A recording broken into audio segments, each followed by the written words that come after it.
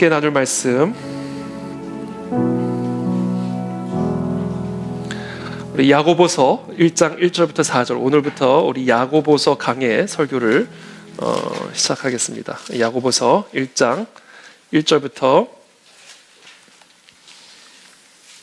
4절까지 저와 여러분들이 한 절씩 교독하겠습니다. 저부터 읽겠습니다. 하나님과 주 예수 그리스도의 종 야고보는 흩어져 있는 12지파에게 문안하노라. 내 형제들아, 너희가 여러 가지 시험을 당하거든 온전히 기쁘게 여기라. 이는 너희의 믿음의 시련이 인내를 만들어내는 줄 너희가 알미라. 인내를 온전히 이루라. 이는 너희로 온전하고 구비하여 조금도 부족함이 없게 하려 함이라. 아멘. 네, 오늘은 모든 시련 속에는 보물이 있다라는 주제를 가지고 하나님의 말씀 함께 나누겠습니다. 여러분, 2024년 새해가 시작이 됐습니다. 정말 우리가 이 새해가 시작이 될 때마다 새로운 희망과 또 새로운 기대감을 가지고 시작을 합니다. 그러나 올해는 또 유난히 새해 시작부터 재난 사고 소식이 사실 끊이지를 않고 있습니다. 새해 첫날 일본의 규모 7.6의 지진이 발생을 해서 94명이 사망을 했고 222명이 현재 실종 상태입니다. 이 골든타임이 지났기 때문에 앞으로 사망자 수는 계속해서 늘어나게 될 예정입니다. 바로 그 다음 날인 1월 2일에는 하네다 공항에서 민간 여객기와 해상보안청 항공기가 충돌하는 그런 사고가 일어났습니다. 다행히 여객기에 탑승했던 승객과 승무원 379명은 무사히 탈출에 성공을 했지만 해상보안청 항공기에 있었던 탑승자 6명 가운데 기장을 제외한 5명은 안타깝게도 목숨을 잃었습니다. 그 다음 날인 1월 3일에는 대한민국의 야당 대표가 기습 테러를 당하는 그런 일이 일어났습니다. 신년 벽두부터 전 세계가 이런저런 재난 사고들로 뒤숭숭합니다. 새해가 시작됐다고 새날이 시작될 것이라는 기대는 꿈도 꾸지 마라. 이 세상에 이 임금 노릇하고 있는 이 마귀가 아주 냉혹하면서도 그러나 솔직한 그런 신년 메시지를 우리 모두에게 들려주고 있는 듯합니다. 우리 모두는 이 세상에 살아가면서 여러 가지 시련을 만나게 됩니다. 그리고 그와 같은 시련은 우리들의 삶에 흔적을 남기고 또 상처를 남깁니다. 그 결과 많은 사람들이 좌절과 절망, 두려움과 우울, 분노와 또 원망과 같은 그런 정신적인 또 육체적인 고통 속에서 살아가게 되는 것이죠. 그래서 오늘날 많은 사람들이 사실 겉으로 보기에는 다 아무 문제가 없어 보여도 실상은 몸과 마음이 많이 심하게 이렇게 망가진 그런 상태로 살아가고 있는 경우들이 많이 있습니다. 요한복음 5장에 보면 예수님께서 예루살렘에 있는 베데스다라고 하는 그 연못에서 38년 동안 병이 들어서 자리에서 일어나지 못하고 있는 한 사람을 만나게 됩니다. 예수님은 그 사람에게 물으셨습니다. 네가 낫고자 하느냐? 아주 단순한 질문이었어요. 네가 낫고자 하느냐? 예, 아니면 아니요. 그렇게 답변만 하면 될 문제였습니다. 그러나 그와 같은 단순한 질문에 이 병자는 자신이 나을 수 없는 이유를 아주 장황하게 토로를 하기 시작합니다. 주여, 치유를 받으려면 내가 저 연못에 들어가야 되는데 나는 병이 들어서 걸어 들어갈 수가 없습니다. 내가 걸어 들어갈 수 없으면 다른 사람이라도 와서 나를 들여다 집어넣어 줘야 되는데 내 주변에는 아무도 없습니다. 그러면 이게 병자 마인드입니다. 이 병자의 마인드를 갖고 있는 사람은요, 자신의 문제에만 집중합니다. 자신의 한계만을 이야기합니다. 네가 낫고자 하느냐라는 이 질문에 왜 내가 나을 수 없는지, 자신이 갖고 있는 문제와 한계만을 장황하게 늘어놓고 있는 이 병자의 말을 마치 예수님은 듣고 싶지 않다는 듯이 그 말을 확 끊어버리고 다음과 같이 말씀하십니다. 일어나 네 자리를 들고 걸어라. 그 순간 그 사람이 곧 나아서 자리를 들고 걸어갔습니다. 예수님은 지금 우리 모두에게 네가 낫고자 하느냐, 아주 단순한 질문을 하십니다. 여러분은 낫기를 원하십니까?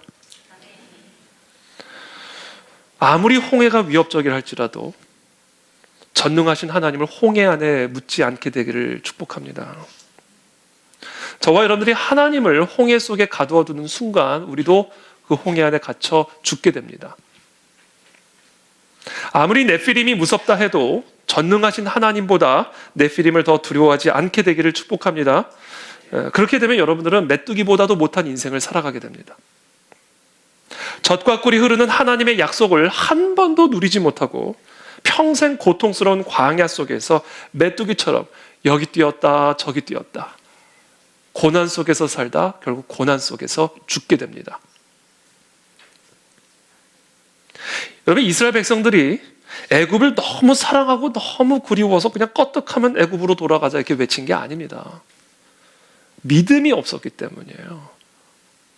믿음이 없었기 때문에 모든 문제의 결론은 하나예요. 애굽으로 돌아가자.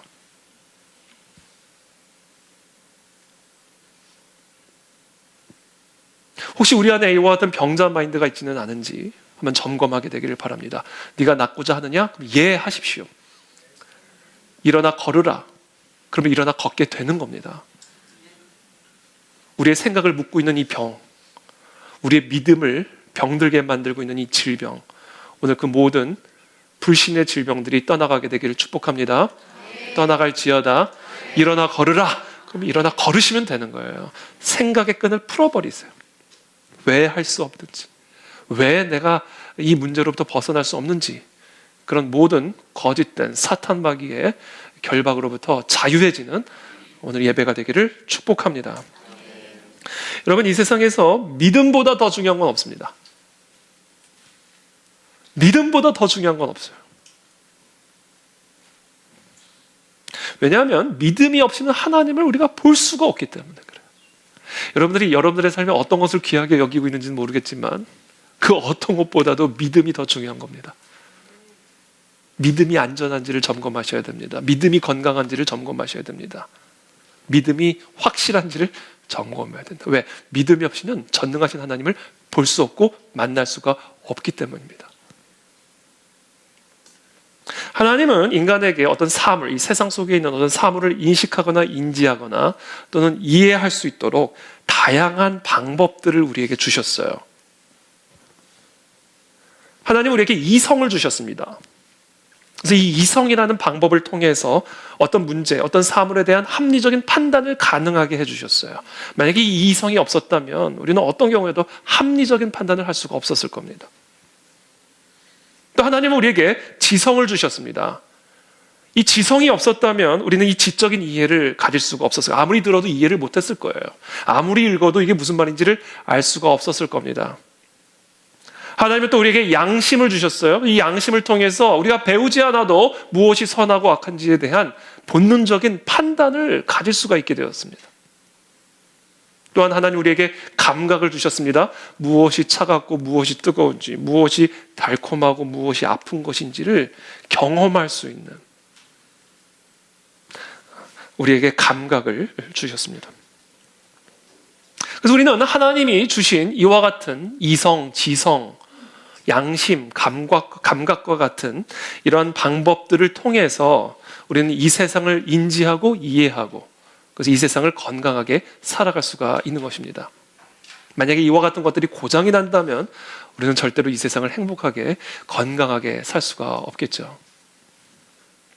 그런데 이와 같은 이성과 지성 또는 양심이나 이런 감각들이 너무 귀한 것이지만 그럼에도 불구하고 이런 것들로는 하나님을 인지할 수는 없습니다. 우리가 어떤 위대한 이성을 갖고 있고 어떤 대단한 지성을 갖고 있다 할지라도 어떤 예민하고 민감한 감각을 갖고 있다 할지라도 그것 안에는 하나님이 잡히지가 않아요. 여러분 스텔스기 아시죠? 스텔스 전투기. 이 미국의 스텔스 전투기가요. 김정은 궁전을 수시로 왔다 갔다 했대요. 김정은 궁전, 살고 있는 그 궁전 위에 이 미국 스텔스 전투기가 수시로 왔다 갔다 했다. 그래도 몰라요. 왜 그런지 아세요? 최고의 항공 레이더망이랄지라도 스텔스 전투기는 안 잡혀요. 마음대로 북한을 자기 안방 드나들듯 이 미국 전투기가 드나들었다는 거예요. 그와 같습니다. 우리 인간 안에 얼마나 뛰어난 지성, 모든 것을 이해할 수 있는 지성이 있다 해도, 모든 것을 끄집어낼 수 있는 지성인과 이성이 있다 할지라도, 모든 것을 느낄 수 있는 예민하고도 민감한 감각이 있다 할지라도, 그 인간에게 그와 같은 것들을 주신 창조주 하나님은 그 속에 안 잡혀요. 안 잡혀요. 그렇다면 그 하나님을 우리는 어떻게 알 수 있을까? 그 하나님은 어떻게 내 안에 잡힐 수 있을까? 하나님이 지정해 주신 방법이 있습니다. 그게 바로 믿음이에요. 오직 믿음으로만 하나님은 잡힙니다. 오직 믿음으로만 하나님은 보입니다. 그래서 오직 믿음으로만 우리는 전능하신 하나님을 경험하게 되는 거예요. 그래서 믿음보다 더 중요한 건 없는 거예요, 여러분.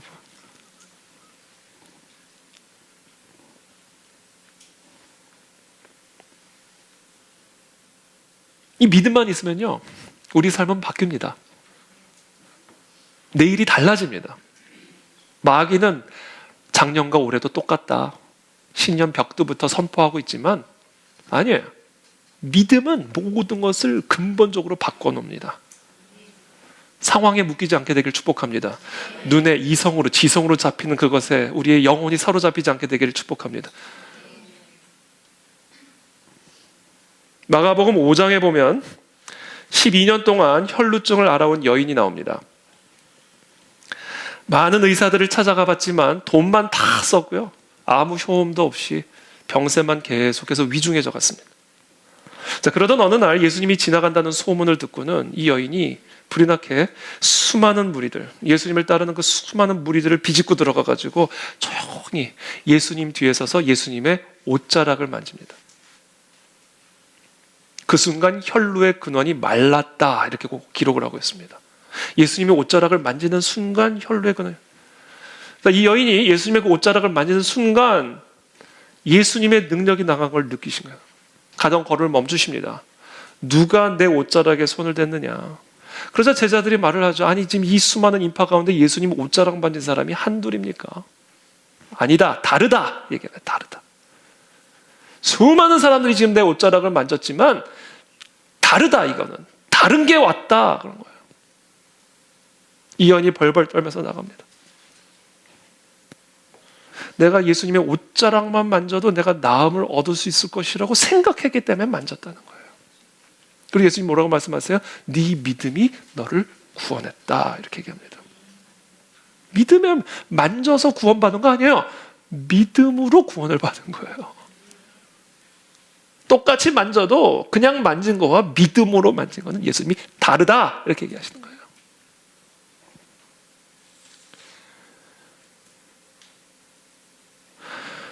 그렇다면 우리가 어떻게 보이지 않는 그 하나님의 옷자락을 만진단 말이에요? 도대체 하나님의 옷자락이 어디 있단 말이에요? 여러분, 모든 이성과 지성을 총동원해 보십시오. 하나님의 옷자락이 어디 보이는지, 지금 이 상황에. 오직 믿음으로 우리는 하나님의 옷자락을 볼 수 있고 만질 수 있는 거예요. 오직 믿음이에요. 자, 오늘 그 믿음이 저희들 모두에게 있는 줄을 믿습니다. 하나님의 옷자락을 만지십시오. 믿음으로 만지십시오. 근데 혈루의 근원이, 모든 고통의 근원이, 눈물의 근원이 그 순간 마르게 될 줄을 믿습니다.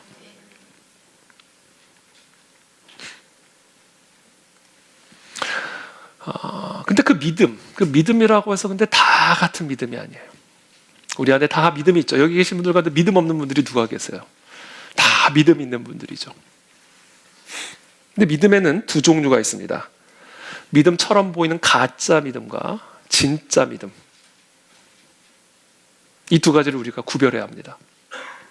아무리 가짜 믿음을 가져도, 믿음처럼 보여도 가짜 믿음 가진 사람은 믿음의 능력, 하나님의 권능을 절대로 경험할 수가 없습니다. 서점에 가보면 언제나 가장 인기 있는 베스트셀러가 있는데 자기계발서입니다. 특히 이런 신년이 되면요, 서점에 이 자기계발서가 신간이 그냥 즐비하게 늘어져 있습니다. 저도 종종 가끔씩 이런 자기계발서들을 사서 읽어보기는 합니다. 참조용으로. 여러분, 자기계발서 핵심 주제가 뭔지 아세요? 모든 자기계발서 핵심 주제가 있습니다. 믿음입니다. 근데 무엇을 믿는 믿음인지 아세요? 자기를 믿는 믿음이에요. 그걸 자기 개발이라고 말하는 겁니다. 너 자신을 믿으라는 거예요. 네 안에 있는 잠재력을 믿으라는 거예요. 성공한 당신의 모습을 상상하라는 거예요. 치유된 당신의 모습을 상상하라는 거예요. 그렇게 그냥 상상하면, 그렇게 너의 상상력을 의지하면, 그렇게 너의 상상력을 믿으면, 그러면 그대로 된다는 거예요. 너를 믿으라는 거예요. 믿으면 믿음. 믿음이란 말을 쓸 수는 없으니까 자기 개발이라고 얘기하는 거예요.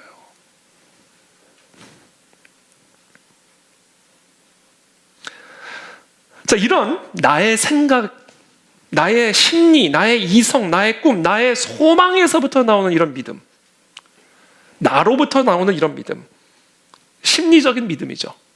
할 수 있어. 너를 믿어. 심리적인 믿음이에요. 나를 믿는 믿음, 나로부터 나오는 믿음. 그 안에 하나님의 능력이 없습니다. 왜? 나로부터 나오니까. 그건 가짜 믿음이에요. 그래서 세상 사람들은 다 그런 믿음 갖고 자기개발서를 성경처럼 읽는 겁니다. 진짜 믿음은요, 어디서부터 나와요? 하나님으로부터 나오는 거예요. 하나님을 근거로 하는 믿음이에요. 하나님의 뿌리를 두고 거기서부터 나오는 믿음이에요. 이것을 바꿔 말하면 하나님을 믿는 믿음이에요. 내 소망을 믿는 믿음이 아니라, 내 안에 있는 잠재력을 믿는 믿음이 아니라 하나님을 믿고 하나님의 약속을 믿고 하나님의 말씀을 믿는 믿음. 여기서부터 나오는 믿음. 그 안에 하나님이 계시고 그 안에 하나님의 능력이 있고 그것만이 진짜 믿음입니다. 믿음은 들음에서 나며 들음은 무엇으로부터 나와요? 그리스도의 말씀으로 말미암느니라.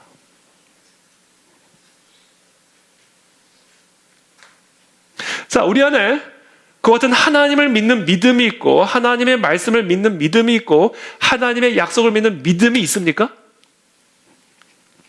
뭐요? 자기개발서 가져오셨어요 오늘? 믿음이 있으세요? 네. 근데 그게 그냥 그런 믿음이 있다고 해서 되는 게 아니에요. 또 그 믿음 안에 의심이 있으면 안 됩니다. 믿음의 순도가 100%여야 돼요. 그 믿음의 크기는 중요하지 않아요. 전혀. 믿음의 크기가 어떤 크기인지는 전혀 중요하지 않아요. 믿음은 크기에 관한 게 아니에요. 믿음은 순도에 관한 겁니다. 이거 꼭 기억하십시오. 믿음은 큰 믿음 이런 거 없어요. 믿음은 사이즈에 대한 게 아니에요. 믿음은 순도에 대한 거예요. 온전해야 된다는 거예요, 믿음이. 온전한 믿음, 순도 100%의 믿음이어야 돼요.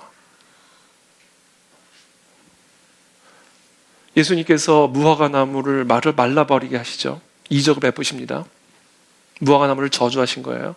하나님께서 그런 사건을 벌이신 이유와 목적을, 그 안에 담긴 메시지를 이렇게 말씀하십니다. 21절, 22절 다 함께 읽습니다. 시작.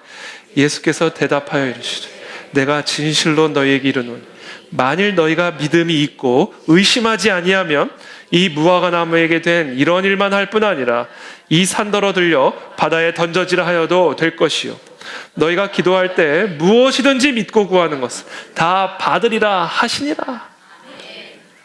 여러분, 우리 다 믿음이 있죠. 다 하나님 믿죠. 그렇죠? 우리 하나님을 믿고 하나님의 약속을 믿고 우리의 믿음의 근거는 내 안에 있지 아니고 오직 하나님의 말씀에 있어요. 여기 계신 분들은 다 마찬가지예요. 그러나 여기는 사람들마다 그 믿음의 순도가 다를 수 있어요.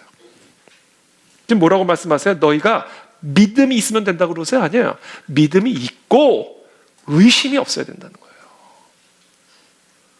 너희 안에 다 믿음이 있는 걸 내가 아는데, 근데 그 믿음이 있을 뿐 아니라 그 안에 의심이 있으면 안 된다. 그 의심만 없으면, 그래서 그 믿음의 순도가 100% 온전한 믿음만 된다면 이 산더러 들려져 바다에 던져지라 해도 그대로 될 것이고 내가 한 일보다 큰 일도 할 수 있으리라. 여러분 이걸 믿으십니까?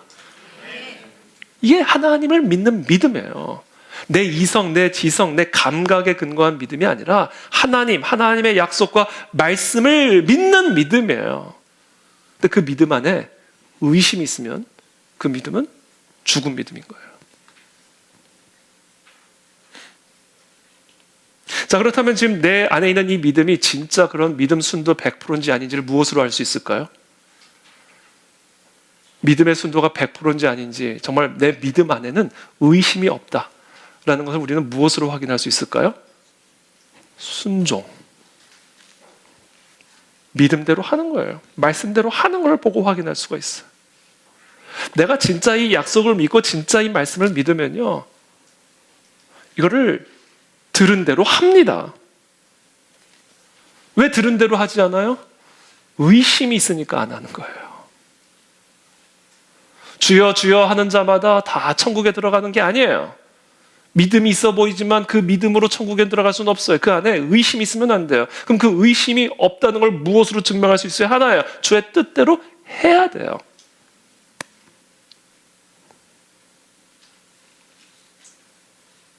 그래서 이 온전한 믿음, 진짜 믿음, 순도 100%의 믿음은요, 무엇으로만 나타날 수 있어요? 행함으로 나타날 수 있어요. 하라는 대로 하는 거예요. 애기처럼, 어린애처럼. 하라는 대로 하라는, 내 이성이 뭐라든, 내 지성이 뭐라든, 내 감각이 뭐라든, 진짜 하나님을 믿는 믿음이 있는 사람이라면, 그리고 그 안에 의심이 없다면, 하라는 대로 하는 겁니다. 이것만 되면 우리의 삶은 바뀝니다. 완전히 변화됩니다. 혈루의 근원이 마를 줄을 믿습니다. 그러나 이게 안 되면 여러분들이 작년처럼 똑같이 올해도 교회 열심히 나와도 예배를 꼬박꼬박 참석을 하고 헌금도 하고 성경 공부도 하고 그렇게 믿음이 있는 것처럼 보여도 똑같아질 것, 똑같아질 것. 다를 게 하나도 없을 거다.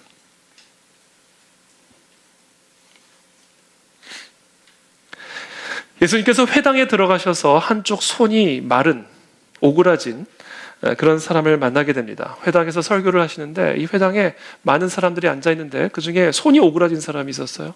예수님이 그 사람을 딱 꼭 집어서 일어나라고 합니다. 그러고는 이렇게 말씀하세요. 네 손을 내밀라, 네 손을 내밀라 하시니 내밀매 그 손이 회복되었더라.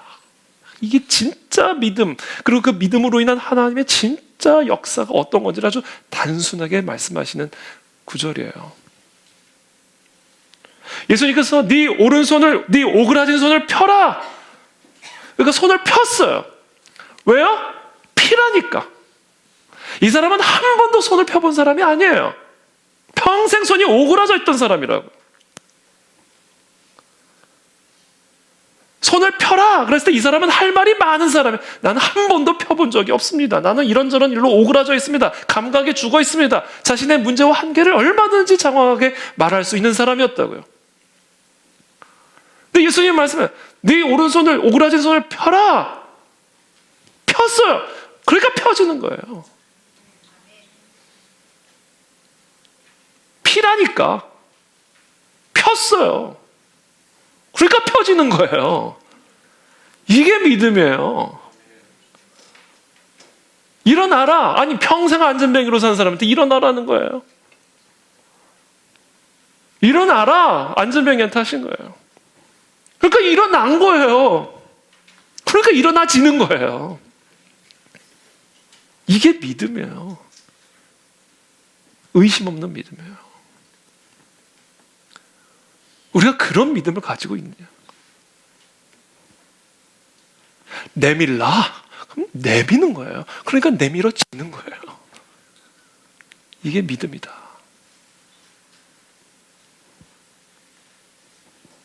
마른 뼈를 향하여 대언하라. 아니 마른 뼈가 귀가 있습니까? 뭐가 있습니까? 하나님 왜 마른 뼈를 향하여 대언을 하라 하십니까? 대언하라. 대언하니까 생기가 들어가 살아나는 거예요. 하나님의 말씀에 생명이 있습니다. 하나님의 말씀 안에 하나님이 계셔요. 그 말씀대로 하는 거예요.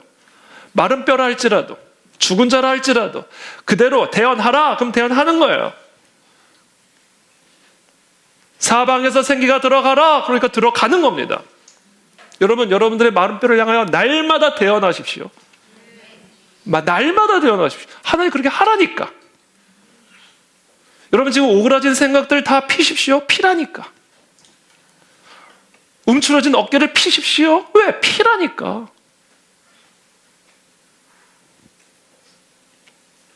왜 우리의 오그라진 삶이 펴지지를 않는가? 왜 우리의 오그라진 사업이 도대체 펴지지를 않는가? 피라는데 안 피니까. 그래서 안 펴지는 거예요. 왜 우리의 오그라진 교회들이 펴지지를 않는가? 맨날 피라고만 말하고 피지는 않으니까. 펴지지를 않는 겁니다.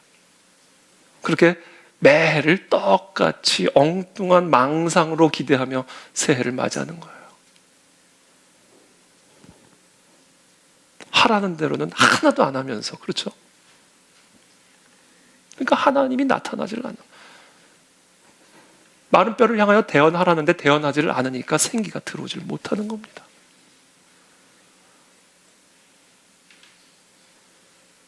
일어나 펴시기를 축복합니다. 펴라. 오늘 예수님 말씀하십니다. 그냥 피십시오. 여러분들의 생각을 피십시오. 여러분들의 마음을 피십시오. 오그라진 모든 것들은 다 펴질지어다.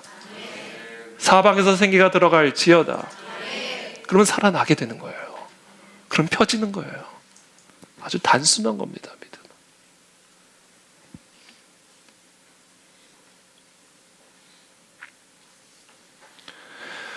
이 말레이시아에 이 무이 목사님이라는 분이 계시는데, 이분은 태생이 고압니다. 자신이, 우리가 인식을 하던 때가 있잖아요. 태어난 순간 기억 안 하죠. 못 하죠. 그래서 태어나면서 난 태어났을 때 딱 그 병원 그랬어. 기억나시는 분 없죠? 우리가 어느 순간 인식이 들어오게 되면서 내 삶의 과거가, 내 삶의 현실이 이제 기억에 남기 시작하는 그 시점이 있죠. 이분은 자기가 인식할 그 나이가 되었을 때 자신이 처음으로 인식한 그 장소가 거리였대요. 길거리. 그게 자신의 기억의 최초랍니다. 고아로 태어나서 길거리에서 살던 사람이에요. 이분이 예수님을 만났어요. 진짜 복음을 깨달았습니다. 온누리교회 담임 목사님이었던 하용조 목사님이 생전에 이분을 만나셨는데, 그분과 만나서 대화를 하는 순간 나는 가짜구나, 이런 생각이 드셨대요. 나는 말씀을 가르치기만 했지, 나는 말씀을 진짜 믿지는 않았구나, 그런 생각이 들었대요. 왜냐하면 이분은요, 선포하는 대로 질병이 나아요. 기도해주면 질병이 낫는 거예요.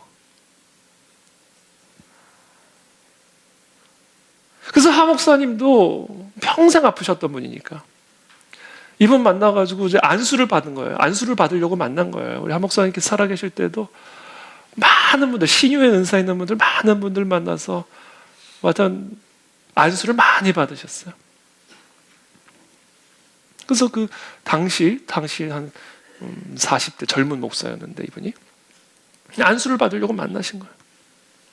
이분하고 대화하고 기도하고 또 이분의 사역을 바라보면서 도대체 나와 저 사람의 차이가 뭔가, 차이를 발견한 거예요. 다른 거 하나도 없어요. 이 사람은요, 말씀대로 믿어요. 100% 순도로 믿어요. 그게 자기와 다른 차이라는 것을 하 목사님이 깨달았대요. 그래서 이분이 설교하거나 기도할 때 들으면 막 아슬아슬한 느낌이 드는데, 저렇게 선포하고 안 나면 어떡하지? 본인이 막 아슬아슬해가지고, 저렇게 담대하게 해가지고 안 나면 어떡하지? 막 아슬아슬해가지고. 한 목사님이 이 엉덩이 쪽에 엉치뼈가 안 좋으셔가지고 이렇게 앉아서 설교하셨었거든요. 그래서 엉치뼈에다 손을 대고 좀 안수를 해달라고 그랬대요. 그리고 막 기도를 하고 해같이 맑은 모습으로, 다 낫죠 목사님? 아니요. 그렇게 아주 순수하게 믿었다는 거예요. 순수.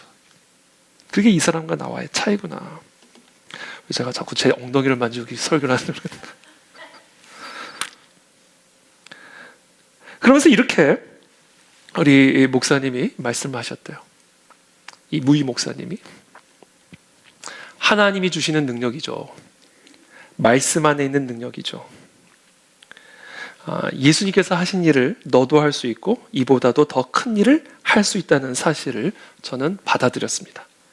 그래서 저는 믿고 그대로 합니다. 이렇게 계신 거예요. 저도 이 목사님 그때 이 목사님 우리 한 목사님 간증을 그때 제가 들으면서 이 말씀의 순도를 100%, 이 믿음의 순도를 100%, 이게 결국은 모든 것을 결정짓는 거구나. 나는 너무 내 안에 이 이성과 지성과 감각의 찌꺼기가 너무 많아가지고 이 믿음은 있는데 더러운 믿음, 불결한 믿음, 정결하지 않은 금은 금인데 돌덩어리가 대부분인 금. 금은 금이에요. 근데 돌멩이랑 다를 바가 없는 금. 그러니까 가치가 없는 금. 내 믿음이 그런 믿음이구나. 우리도 이 목사님처럼 예수님처럼 말씀하신 대로 피라 그러면 그냥 피고 그럼 펴지고 일어나라 그럼 그냥 일어나고 그럼 일어나지고 옷자락만 잡아도 혈루의 근원이 마를 수 있다라는 그 믿음으로 만지고 이런 좀 단순하고도 순결한 믿음을 어떻게 하면 가질 수 있을까? 저는 저와 여러분들에게 그런 믿음이 있게 되기를 축복합니다. 어떻게 그런 믿음을 가질 수 있을까? 정답을 가르쳐 드리겠습니다. 궁금하시죠? 받아 적을 준비 되셨어요? 시련입니다. 우리의 이 불순물로 가득한 믿음이, 의심으로 가득한 믿음이 어떻게 순도 100%의 믿음으로 변화되는지 아세요? 시련을 통해서 그렇게 되는 거예요. 이게 하나님이 정하신 방법이에요. 그건 우리가 선택할 수 있는 게 아니에요. 이게 하나님이 정하신 방법이에요. 아니 금 속에 들어가 있는 이물질을 여러분 어떻게 이물질을 빼내겠어요? 녹여야죠. 완전히 물처럼 만들어야 이물질을 끄집어낼 거 아닙니까? 아니면 금 다 망가지죠. 가루가 돼버리죠. 부셔야 되니까. 우리 믿음이라고 하는 이 정말 이 신비한 기능, 하나님이 인간에게 주신 이 신비로운 이 기능, 핵폭탄과 같아서 겨자씨만한 사이즈랄지라도 산을 움직이는 이 믿음, 이 믿음을 순결하게 만드는 하나님이 정하신 이 신비로운 방법이 바로 이 시련이라는 거예요. 시련.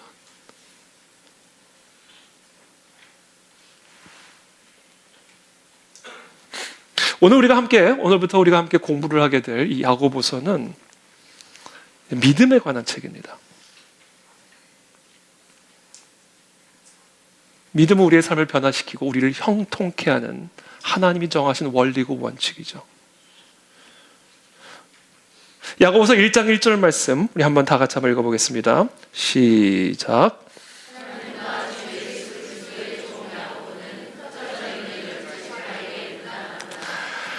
네, 이 야고보서의 저자는 당연히 야고보죠. 그런데 이 성경에는 야고보가 총 3명이 나옵니다. 같은 이름의 다른 3사람이 나옵니다. 12사도들 가운데 이 세베대의 아들 야고보와 알페오의 아들 야고보, 그러니까 12제자 가운데 야고보가 둘이었어요. 그 중에 하나는 세베대의 아들이고 또 다른 하나는 알페오의 아들입니다. 그리고 세 번째가 바로 예수님의 친동생인 야고보입니다. 많은 신학자들은 일반적으로 이 예수님의 동생 야고보가 이 야고보서의 저자라고 예측을 하고 있습니다. 그러나 확실한 건 아니에요. 자, 이 서신서의 수신자는 누굴까요? 흩어져 있는 12지파에게 문안하노라. 흩어져 있는 12지파입니다. 자, 여기서 말하는 12지파는 누굴까요? 12지파, 이스라엘을 의미하죠. 이 12지파를 말 그대로 문자적으로 12개의 지파, 야곱의 12지파라고 해석을 하면서 우스꽝스러운 해석이 나옵니다. 왜냐하면 북이스라엘의 10지파는 다 소멸됐기 때문에 남유다의 2지파, 유다와 베냐민 지파만 남아있기 때문에 12지파는 당시 존재하지 않았어요. 열두 지파를 문자적으로 해석하면 아주 우스꽝스러운 해석이 나오죠. 이 열두 지파는 야곱의 열두 지파를 통해서 세워진 이스라엘 민족을 의미하는 단어입니다. 그런데 특별히 신약 성경에서는 이 이스라엘을 문자적인 의미의 이스라엘 민족으로 호칭을 하는 경우도 있지만, 사실 신약에서는 대부분 예수님의 몸된 교회 또는 예수님의 백성들인 그리스도인을 의미하는 단어로 더 많이 사용됩니다. 그래서 바울은 그리스도인들을 아브라함의 자녀다 이렇게 부르고요, 또 아브라함은 그리스도인들의 아버지다 이렇게 부르는 겁니다. 이스라엘에게서 난 자들이 다 이스라엘이 아니다 말을 하는 것이죠. 그러므로 지금 여기서 말하는 이 12지파는 유대인은 유대인인데 그냥 유대인이 아니라 유대인 그리스도인을 의미하는 거예요. 그러니까 지금 이 야고보는 흩어져 있는 유대인, 이방인 말고 흩어져 있는 유대인 그리스도인들에게 지금 이 서신을 쓰고 있는 겁니다. 그렇다면 흩어져 있는 유대인, 도대체 어디로 유대인 그리스도인들이 흩어졌단 말이에요? 그 배경을 사도행전 8장 1절이 우리에게 설명해 줍니다. 또 함께 읽겠습니다. 시작. 사울은 그가 죽임당함을 마땅히 여기더라. 그날에 예루살렘에 있는 교회에 큰 박해가 있어 사도 외에는 다 유대와 사마리아 모든 땅으로 흩어지니라. 자, 예루살렘에 있는 교회에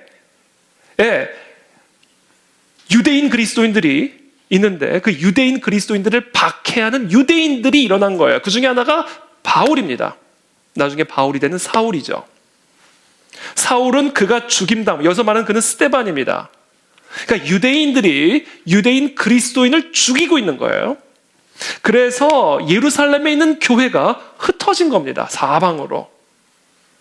바로 그와 같은 흩어져 있는 유대인 그리스도인들에게 지금 야고보서는 이 서신을 쓰고 있는 거예요. 무엇을 위해? 무난하노라. 무난하기 위해서, 격려하기 위해서, 위로하기 위해서.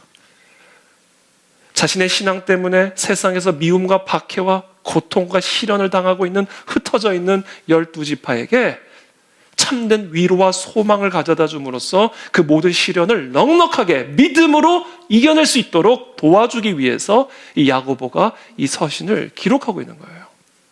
그래서 이 서신서는 믿음에 관한 책이에요.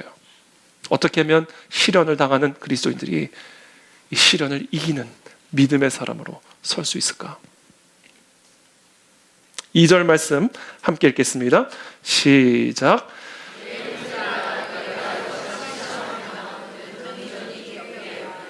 여러 가지 시험, 여기서 여러 가지는 이제 포이킬로스라고 하는 헬라어 단어인데 이것은 아주 다채로움이에요. 아주 색이 많은 거예요.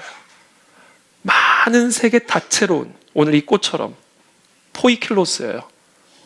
포이킬로스 플라워예요. 다채로운 색의, 이게 여러 가지예요. 여러 가지. 이거는 포이킬로스가 아니에요. 다채로운 색이 아니에요. 그렇죠? 여러 가지. 그러니까 이게 무슨 얘기냐면요, 너무나 다채롭기 때문에 언제 어디서 어떤 시험이 올지를 모른다는 거예요. 시험이 꼭 이런 시험만 있는 게 아니라는 거예요. 상상하지도 못한 시험이 있다는 거예요. 전혀 기대하지도 않았던 뜻밖의 장소에, 뜻밖의 시간에, 뜻밖의 시험들이 있을 만큼 너무나 이 시험은 다채로워서 이 세상에서는 누구도 시험을 피할 수가 없다. 그 얘기예요. 왜냐하면 너무 다양하기 때문에. 이 시험에 걸려들지 않을 수 있는 사람은 없다. 그 얘기를 하는 겁니다. 그래서 너희가 여러 가지 시험을 당하거든, 이게 무슨 얘기냐면 당하게 될 텐데, 왜? 너무 다채로우니까 피할 수가 없어. 반드시 당하게 될 텐데, 그리고 지금 너희들이 당하고 있는데, 흩어진 12지파들아, 그렇게 당하게 되면 뭐하라? 온전히 기쁘게 여기라.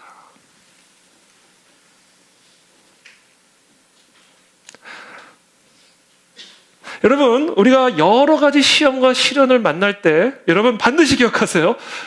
온전히 기뻐하셔야 돼요. 기쁘게 여기셔야 돼요. 두려워하거나 염려하지 말고 그것을 뭐하라? 기쁘게 여기셔야 됩니다. 여러분, 여기서 저는 제일 은혜 받은 단어가 뭐냐면 여기라. 여기라. 기쁘게 여기라. 기뻐해라. 그랬으면 성령 딱 덮어버렸을 것 같아요. 아니, 내가 미치지 않고 이런 상황을 어떻게 기뻐할 수가 있어? 내가 정말 돌지 않고서 내가 어떻게 이런 상황을 내가 기뻐할 수 있어? 막 정신 창란이 일어날 것 같아요. 그리고 막 믿음 없음에 대해서 죄책감을 가질 것 같아요. 아니야. 기뻐하라가 아니야. 어떻게 기뻐할 수가 있어요? 기쁘게 여겨라. 여겨라. 그것을 기쁘게 여겨라. 기뻐할 수는 없지만 기쁘게 여기라. 왜? 그 안에 놀라운 하나님의 뜻이 있기 때문이다. 3절 말씀 함께 읽겠습니다. 시작.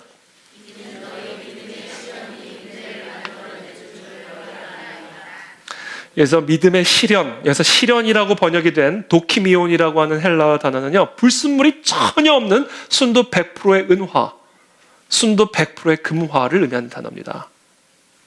그러니까 우리가 당하게 되는 여러 가지 시험과 시련들이 있는데 그 시련을 우리가 만나게 되면 온전히 기뻐할 수는 없어요. 그러나 기쁘게 여기라는 거예요. 그 왜 그렇게 하라는 거냐면, 그것을 왜 기쁘게 여길 수 있냐면 그 시험이 믿음을 순도 100%의 믿음으로 바꿔줄 것이기 때문이라는 거예요. 그게 우리 안에 주어지는, 우리의 삶에 주어지는 시험 안에 있는 하나님의 뜻이요 목적이라는 거예요. 그것을 알고, 너희가 알미라 그러잖아요.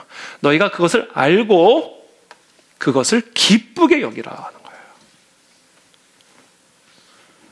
왜냐하면 믿음이 있으면 하나님을 보게 되니까. 우리가 100% 순도의 믿음을 갖게 되면 하나님 옷자락이 보이니까. 옷자락이 보이는 거예요, 여러분. 하나님의 옷자락이. 전혀 볼 수 없었던 그 불순물 때문에 전혀 볼 수 없었던, 그래서 아무리 만지고 싶어도 만질 수 없었던 그 하나님의 옷자락이 내 눈에 보이기 시작하는 거예요. 그걸 잡을 수가 있단 말이에요. 그와 같은 믿음으로 바꿔주는 시험이니까 기뻐할 수는 없지만 기쁘게 여기라 이거예요. 얼마나 이게 위대한 일입니까, 여러분? 예수님의 옷자락, 생명줄이죠. 그것만 만지면 혈루의 근원이 마르는데 지금 그 옷자락이 안 보여가지고 내가 무엇을 잡을지를 모르고 있는 건데 그 옷자락이 내 눈앞에 보이는 거예요. 그러니까 기쁘게 여기라. 이거 기쁘게 여기라. 내 믿음을 그런 믿음으로 바꿔주시는구나. 이 정말 이성과 지성과 감각의 찌꺼기가 그냥 거의 뭐 다 대부분을 차지하고 있는 내 이 믿음, 이 믿음의 순도를 하나님이 바꿔주시기 위해서 이런 시련들을 허락하신 것이구나. 그것을 너희가 알고 그 시험을 두려워하거나 염려하거나 망할 것으로 생각하지 말고 기쁘게 여겨라. 그런 태도를 가져라. 기뻐하시길 축복합니다. 우리 하나님은 정말로 위대하신 하나님이시죠. 그 무엇으로도, 그 어떤 메스로도, 그렇죠? 바꿀 수 없는 우리의 그 더러운 불결한 이물질로 가득한 믿음을 하나님은 그렇게 신비로운 방법으로 우리의 믿음을 만져주고 계시는 상황인 거예요, 지금. 그러니까 이제 더 울상을 짓지 마세요. 이제 여러분 표정을 좀 피시길 바랍니다. 피라? 그럼 피세요, 표정을. 웃으세요. 여기 웃으세요. 여기. 사람들하고도 자꾸 만나시고 교제하고 동굴로 들어가지 마시고. 왜요? 이거는 지금 숨을 일이 아니에요. 도망갈 일이 아니라고요. 기쁘게 여길 일이라고요. 왜냐하면 이제 내 눈에 곧 예수님의 옷자락이 보일 테니까. 그리고 난 것을 잡게 될 테니까. 그러니까 기쁘게 여기라는 거예요. 축제. 갑자기 춤을 추고 싶어지네요. 아멘? 종원 형제 아멘? 아멘. 우리 정창원 성도님 아멘? 네, 아멘. 맞습니다.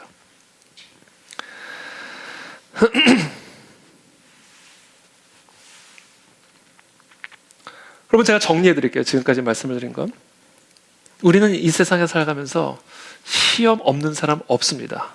시험 없는 것처럼 보일 뿐이에요. 시험 없는 사람은 없어요. 너무나 다채롭기 때문에 이 시험에서 벗어날 수 있는 사람이 없어요. 종류는 다 다를 수는 있어요. 그러나 있어요. 똑같이 아프고 똑같이 두렵고 똑같이 고통스러운 그런 시험들이 누구에게나 다 있어요. 차이가 있다면 그것 안에 담겨져 있는 목적을 아느냐 모르느냐의 차이고, 그리고 그 시험에 대한 우리의 반응의 차이가 있을 뿐이에요. 그래서 어떤 사람은 그 시험을 통해서 예수님의 옷자락을 보고 잡게 되는 사람이 있고, 여전히 1년이 지나도 2년이 지나도 10년이 지나도 똑같이 예수님의 옷자락은 귀로만 들을 뿐 눈에는 보이지 않는 허공을 치는 그런 사람이 있는 거예요. 그러므로 이 시간 우리가 기억을 해야 됩니다. 우리가 여러 가지 시험을 만나게 되면 그것이 당장에는 슬퍼 보이고 두렵고 절망적으로 보이지만, 그러나 사실은 우리의 믿음을 온전한 믿음으로 만들기 위한 하나님의 목적이 있는 시험이기 때문에, 비록 그 일 자체가 기쁜 일은 아니지만 그러나 그것을 기쁜 일로 여겨라 이거예요. 무엇으로? 믿음으로.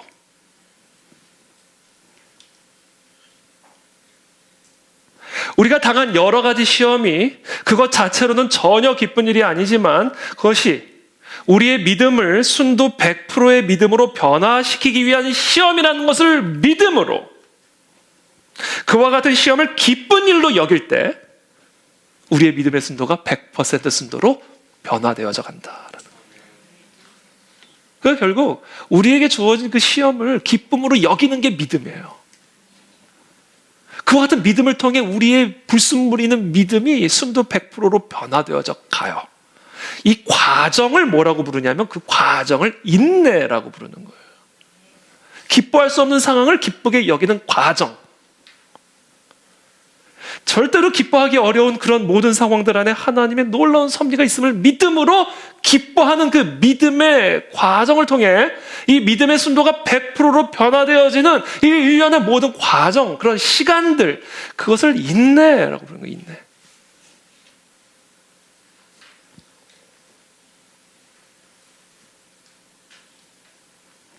그래서 인내를 우리는 여러 가지로 정의를 내릴 수 있지만, 오늘 이 야고보서의 말씀을 기준으로 제가 인내를 오늘 정의를 내린다면 이렇게 정의를 내리고 싶어요. 여러 가지 시험을 믿음으로 기쁘게 여기는 과정. 그게 인내예요. 우리는 그와 같은 인내를 통해서 우리 안에 있는 이 믿음 안에 있는 불순물들이 소멸되어져 순도 100%의 아주 단순한 믿음으로 변화되어지는 것을 경험하게 됩니다. 그래서 우리는 이런 시련들을 통해서 피면 펴지는구나, 체득을 하게 되는 거예요. 일어나라 그러면 한 번도 일어난 적이 없지만, 내 생각은 일어날 수 없다 얘기하지만, 모든 사람들이 너는 절대로 일어날 수 없다라 말하지만, 일어날 수 없는 100만 가지 이유를 댈 수 있는 상황이 있지만, 일어나라 하면 일어나고 그때 일어나진다. 이거를 경험하게 된다는 거예요.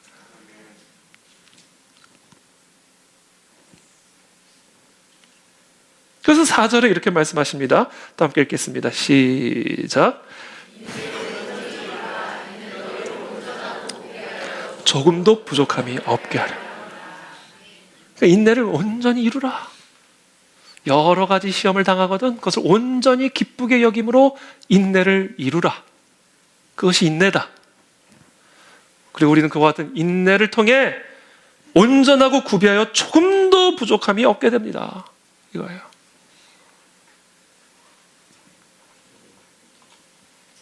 여러분, 세상에 저절로 되는 건 하나도 없습니다. 그렇죠? 제가 어제 우연히 빵 만드는 과정을 제가 영상을 봤는데, 저는 빵을 좋아하는데 이 빵을 만들고 싶다는 생각이 들더라고요. 빵을 만드는 거 보니까 이게 너무 멋있고 아름답고 좋아 보여요. 이 빵을 이렇게 하는 게. 제가 나중에 빵을 사드리든지 되게 멋있어 보이더라고요. 좋아 보이더라고요. 그리고 냄새까지 상상이 되니까. 근데요, 저는 그 빵이 그렇게 힘들어서 만드는 건지 몰랐어요. 이게 보통 일이 아니더라고요. 반죽도 그냥 반죽이 아니고요. 반죽을 한 다음에 구울 때도 이게 막 공기가 들어가 있으면 안 되고. 과학이더라고요, 과학. 얼마나 많은 수고를 하는지, 우리가 그냥 빵집에서 편하게 사 먹는 그 빵이 얼마나 새벽부터 나와가지고 준비하는 그 모든 일련의 과정을 보면서, 야, 이 세상에 저절로 되는 건 하나도 없구나. 다 저절로 된 것처럼 보일 뿐이지. 먹음직스럽게 다 그냥 나와 있는 게 그냥 나온 것처럼 보일 뿐이지. 야, 저 뒤에서 저렇게 수고하고 헌신하는 사람들의 손길이 없었으면 저게. 믿음은요, 저절로 되는 게, 그걸 믿는 게 아니에요. 그런 게 믿음이 아니라. 세상에 저절로 되는 건 하나도 없어요. 신학교에 갔다고 믿음 생기고, 목사 됐다고 저절로 믿음 생기고, 뭐 모태신앙이라고 믿음 저절로 생기고, 그런 건 전혀 아닙니다. 우리가 당하게 되는 다채로운 시험, 그게 우리의 믿음을 온전하게 만들어준다. 그러니까 그걸 기쁘게 여기라 이거예요. 여러분, 그걸 결단하십시오. 그걸 다짐하십시오. 우리는 예수님의 옷자락 붙들고 평생 살 수 있는 존재입니다. 그것을 보고 잡게 하기 위해 시련을 주셨으니 기쁘게 여겨라. 그래서 오늘 제가 여러분 숙제 하나 드릴게요. 항상 웃으세요. 항상 웃으세요. 이렇게 제가 지금 막 억지로 웃으려니까 잘 안 나오는데 항상 웃으세요. 스마일. 여러분, 우리 앞뒤 옆에 분들과 함께 스마일. 스마일, 스마일. 네, 네. 얼굴을 피셔요. 피라니까요. 피면 펴진다니까요. 펴져요. 얼굴 피면 삶도 펴집니다. 다 오그라지게 다 펴져요. 다 얼굴에서부터 펴질 때 펴지는 거예요. 그래서 오늘 기쁘게 여기라. 그다음에 뭐예요? 인내하라. 그리고 마지막으로 세 번째입니다. 야고보서에는 정확하게 선명하게 나타나 있지는 않지만 기쁘게 여겨라. 그리고 인내하라. 그럼 뭐가 된다? 발견하게 될 거다. 뭐를? 보물을. 모든 것에 온전하고 구비하여 조금도 부족함이 없게 된 나 자신의 모습들을 뭐 한다? 발견하게 될 거다 이거예요. 저는 이걸 보물찾기라고 말하고 싶어요. 보물찾기. 2019년 90살이 된 프랑스에 사는 한 할머니가 실버타운으로 이사를 가기 위해서 이제 프랑스의 작은 집을 팔았어요. 그리고 한 경매 회사에 자신의 집안에 있던 가구 회사를 다 경매 회사에 보내서 경매 붙여가지고 최대한 처분을 하려고 그렇게 이제 경매 회사와 이제 계약을 맺었습니다. 마침 그 주방에 그 가스레인지 바로 옆에 조그만 한 요만한 그림이 평생 그 집에 붙어 있었는데 거기서 계속 조리를 하고 요리를 하니까 뭐 기름때, 뭐 음식때, 뭐 별의별 때들이 다 묻어 있었을 거 아니에요. 워낙 볼품이 없는 그림이었기 때문에 할머니는 그걸 어떻게 구했는지조차 기억도 못하는 그런 그림이었어요. 경매 기간 동안에 많은 사람들이 그 집을 오고 가는데 그 그림을 사겠다는 사람은 한 사람도 없었습니다. 그 주방에 붙어 있었던 그 기름때 묻은 그림을 누가 사겠습니까? 경매인이 할머니에게 물었어요. 이거 가져가실래요? 갖다 버리실래요? 그래서 할머니는 처음에 갖다 버릴 생각을 했어요. 그러나 그래도 혹시 모르니까 그래도 한번 경매에 붙여보겠다라고 경매인이 어떻게 제안을 해서 할머니는 그것을 경매인의 감정을 버리기 전에 뭐 그냥 버리지 말고 뭐 감정 받아보는 건 뭐 어려운 일이 아니니까 감정을 한번 받아보기로 결정을 했습니다.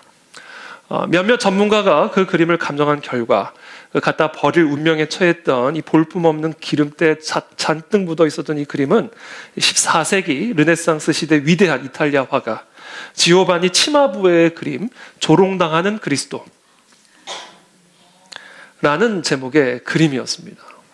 한번 보여주시죠.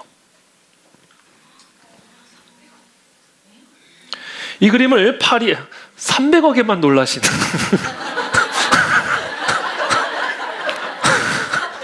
오늘 예배 때 가장 크게 들린 소리 300억. 경매에 붙여가지고 313억 원에 낙찰이 됐어요. 이 313억 원짜리 그림을 주방에 붙여놓고 평생 이 할머니는 가난하게 살았습니다. 오늘 리액션 우리 김한솔 집사님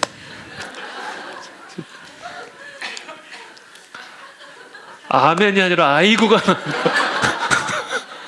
평생 이 그림 붙여놓고요 가난하게 살다 이게 313억 원에 낙찰되고 몇 달 후에 돌아가셨어요. 너무 안타깝잖아요. 네?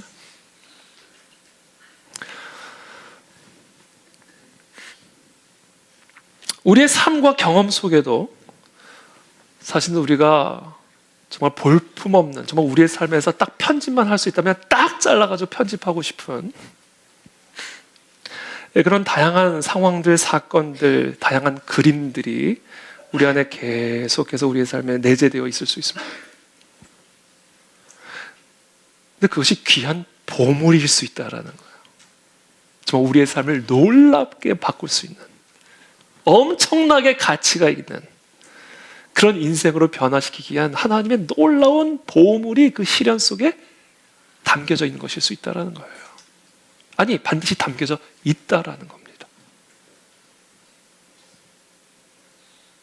그래서 오늘 제가 여러분들에게 제안하고 싶은 것은 이거예요. 우리가 여러 가지 시험을 당했거든, 또는 당했었거든. 그래서 정말 우리의 삶에 딱 지워버리고 싶은, 감추고 싶은, 편집하고 싶은 그런 그림이 우리의 삶에 있다면 한번 그 시험을 통해서 우리가 얻게 된 보물이 무엇인지를 한번 찾아보자 이거예요. 반드시 있으니까. 반드시 있을 것이니까.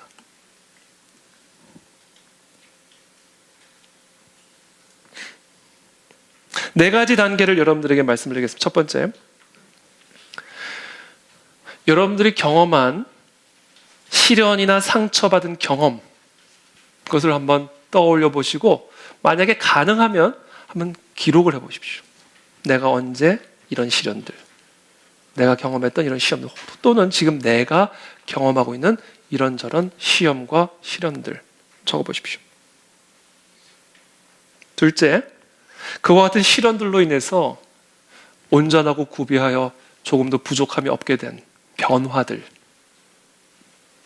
그때 내가 그런 시련이 없었다면 내가 절대로 이렇게 되지 못했을 텐데, 그때 그 시련을 통해서 내가 이런 태도가 변화됐고, 이런 관점의 변화가 일어났고, 이런 가치의 변화가 일어났고, 이런저런 삶의 변화들, 보물들을 한번 잘 생각해보고 기록을 해보는 거예요.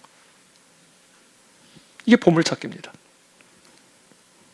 세 번째, 내가 잘 모를 수는 있어요. 내가 나의 변화를 잘 모를 수는 있습니다. 이런 경우에 내 주변에 있는 가족들이나 친구들이나 그와 같은 사람들에게 나의 변화에 대해서 한번 물어볼 수가 있어요. 내가 그때 그런 경험 이전에 나와 이런 경험 이후에 내가 어떤 변화가 있었는지 한번 좀 얘기를 해줄 수 있는지. 왜냐하면 내가 나를 보는 것보다는 다른 사람이 나를 더 선명하게 볼 수 있고 변화된 차이를 볼 수가 있기 때문에 그렇죠. 기도가 바뀌었든지 말씀을 대하는 태도가 변했든지. 넷째, 그렇게 나열한 모든 보물들에 대해서 하나님께 진심으로 감사를 드리고 하나님께 영광을 돌리라 이거예요. 미국의 가장 성공한 이 마케팅 회사, 이 아메리칸 텔레캐스트라고 하는 아주 유명한 회사가 있는데, 그 유명한 회사의 CEO는요, 대학에서 졸업을 하자마자 6번 실직을 해요. 6번. 특별히 최종적인 실직에서는요, 너무 마음에 큰 상처를 받으면서 실직을 해요. 6번을 실직을 하고 6번. 그러니까 이분은 완전한 절망에 빠졌어요. 도대체 하나님은 나에게 왜 이런 반복된 실패와 절망과 시험만을 주시는 것일까? 그러다가 한 분이 잠언을 읽어보라고 해서 잠언. 그래서 매일, 잠언이 31장이잖아요. 그러니까 매일 잠언을 한 장씩 읽은 거예요. 그러는 가운데 이분이 어떤 마음의 깨달음을 얻었냐면 이 안에서 보물을 찾아야 되겠다. 하나님이 그냥 시련을 주시지 않는데, 그렇다면 이 시련의 거름더미 속에서, 이 시련의 먼지더미 속에서 도대체 하나님은 어떤 보물을 만드셨는지를 내가 한번 찾아봐야 되겠다. 그렇게 찾기 시작하는데 다이아몬드가 하나 딱 발견된 거예요. 그리고 또 다른 다이아몬드 하나인 줄 알았는데 다이아몬드가 또 나와요. 또 다이아몬드 목걸이가 연결된 거예요. 보물천지였던 거예요. 보물천지. 그래서 결국 이분이요, 포춘에서 선정한 500대 기업 가운데 8번째 부자가 돼가지고 미국에서 제일 유명한 마케팅 회사 가운데 하나의 회사를 세우게 된 거예요.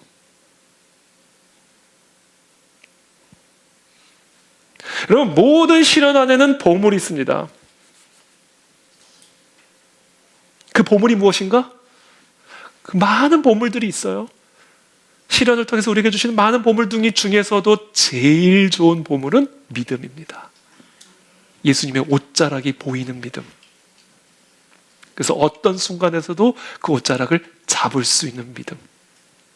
그 믿음을 우리에게 주시기를 원하신다. 그러므로 여러 가지 시험을 당하거든 뭐하라? 진짜 기쁘게 여기시기를 축복합니다. 얼굴을 피시고 어깨를 피시고 허리를 피시고 어둠에서 빛으로 나오셔서 기쁘게 당당하게 새해를 시작함으로 하나님께서 우리를 위해 예비하신 모든 면에서 온전하고 구비한 하늘에서 내려오는 그 온갖 좋은 선물들을 정말 충만하고 풍성하게 누리는 저와 여러분들의 삶이 되시기를 예수님의 이름으로 축복합니다. 욥기 42장 5절 함께 한 말씀 읽고 우리 함께 기도하겠습니다. 시작. 내가 주께 대하여 귀로 듣기만 하였사오나 이제는 눈으로 주를 배움나이다. 아멘. 여러 가지 시험을 기쁘게 여기십시오. 그것이 믿음이고 그것이 인내입니다. 할렐루야. 우리 하나님께 감사와 영광의 박수 올려드리겠습니다. 함께 기도하며 나가겠습니다.